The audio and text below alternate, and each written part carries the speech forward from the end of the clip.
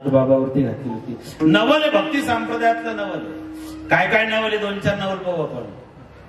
मला सांगा, 6 दिवसाचं लेकरू तुमचं काय करू शकतं बरं? माय 6 दिवसाचं लेकरू, ज्याला जन्माला 6 दिवस झाले, असं पोरग काय करू शकतं? पाल तरी पडत नाही तरी. शिशू जरी केली जागेवरती तरी त्याला सांगता येत नाही. भूक लागली तरी बोलता येत नाही. दात चावला तरी सांगता येत नाही. मोठी गाठ होती मग माय म्हणजे माय दात चावला करून नाही बोलायचं. दात चावला सांगता येत नाही. घाण केली सांगता येत नाही. भूक लागली सांगता येत नाही. 6 दिवसाचं. आता याचं बा, हा 6 दिवसाचा असताना याने पुतना मारली. किती दिवसाचा? 6 दिवसाचा. आपलं पोरग पाल धपडत नाही, याने पुतना मारली. 6व्या दिवशी संपवली. मागच्या जन्मात बळीराजाची पोरगी होती रत्नमाला.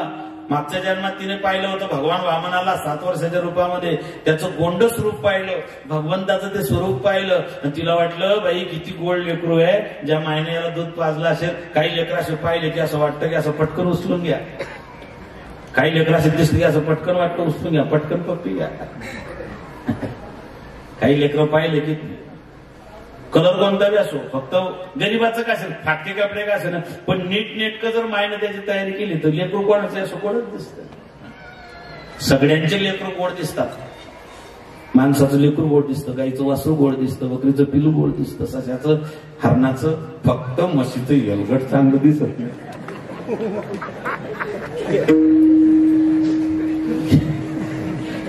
कोणतंही पिलू घ्या ना तुम्ही, कोणाचंही पिलू घ्या तुम्ही, लहानपणीचं कोणतंही बाळ घ्या. गाईचा गोरा, वासरू किती गोड दिसत, हरणाचं पाडस, कोंबडीचं का पिलू आहे ना छोट, ते का होईना किती गोड दिसत. माणसाचं बाळ लेकरू कोणाचंही घ्या किती गोड. मला सांगा, आपलं सामान्य लेकरू जर इतकं गोड दिसतं, हा तर जगाचा बाप होता. जगाचा बाप असून नंदाच्या घरी बाळ भरून आला. हरी हा बालक नंदा.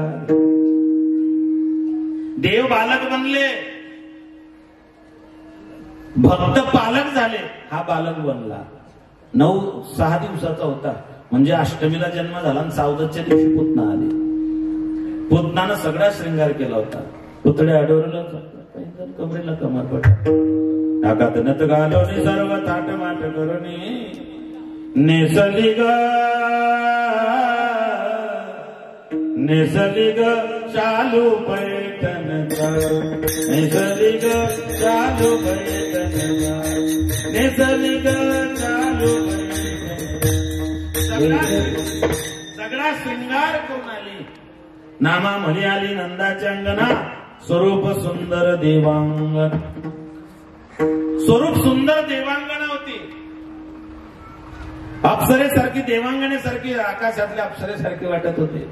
इतकं सुंदर रूप घेऊन आले होते. नाही बाप, भगवंतानं पुतना मारली, तुझी कोण घाली हुंबरी, तू आपली मावशी मारली. याने मावशी मारली पुतना. लहान लेकरांना बरोबर कळतं मावशी का पुतना मावशी. लहान लेकरांना बरोबर कळतं, शेतकऱ्यांना बी कळतं. शेतात गेल्यानंतर तण जर झालं, पिकामध्ये जर तण झालं, कांद्यामध्ये जर तण झालं, तर शेतकरी काय करतो, तण उपटून फेकतो. आणि पीक उपटून तण ठेवतो. तण उपटायला पाहिजे. जे घातक आहे, जे त्रासदायक आहे, जे समाजाला आहे, देवाला आहे, देशाला आहे, घातक आहे, असं तण उपटून फेकता आलं पाहिजे. चांगलं पीक यावं असं जर वाटत असेल, शेतकऱ्याला कळतं. लहान लेकरांना मावशी कळते, पुतना मावशी कळते. देवानं वयाच्या 6व्या दिवशी पुतना मारली. नवल केवढे केवढे, नकडे कान्होबाचे कोडे. यशोदेला त्रस्त करून सोडलं. शेवटी यशोदेने सांगितलं, बाबा रे आता काय करा, तू तर लय त्रास देतोय. म्हणून अंगणामध्ये पाहिलं, अंगणामध्ये राधा उभी होती. यशोदेने तिला हाक मारली, राधे राधे गेई श्यामा सुंदर, राधे राधे गेई श्यामा सुंदर, हो राधे राधे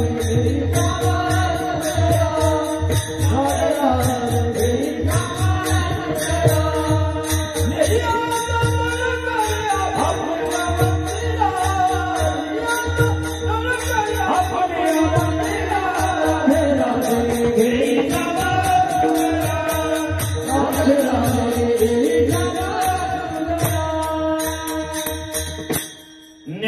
आता झडकरी आपुल्या मंदिरा राधे राधे घेई श्याम सुंदरा. म्हणले राधे अगं म्हणले पोरग लयत राधे तर बाई जाय तुझ्या घरी घेऊन. राधेने त्याला उचलला घरी घेऊन गेली. घरी गेली पलंगावर ठेवला. त्याच्याकडे पाहतच राहिले.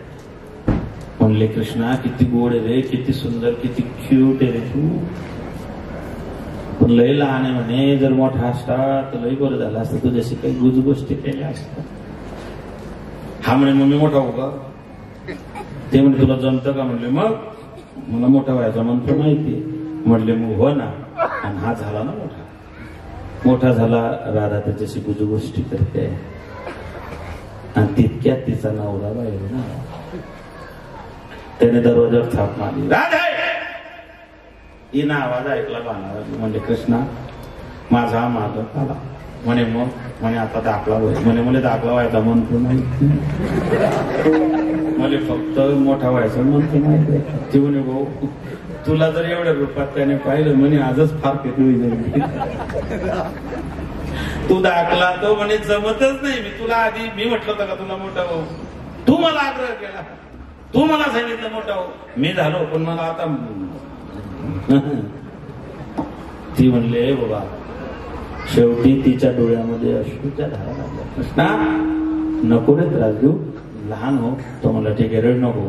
देव सगळं सहन करतो, फक्त भक्तांच्या डोळ्यातले अश्रू सहन होत नाही. म्हणून एक ध्यानात ठेवा, तुमच्यामुळे देवाच्या भक्तांच्या डोळ्यात अश्रू येईल असं कधीच वागू नका. कारण त्याला सगळं सहन होतं, नेमकं ते सहन होतं. मायला सगळं सहन होतं. तुम्ही आईला किती तुम्ही नाव ठेवा.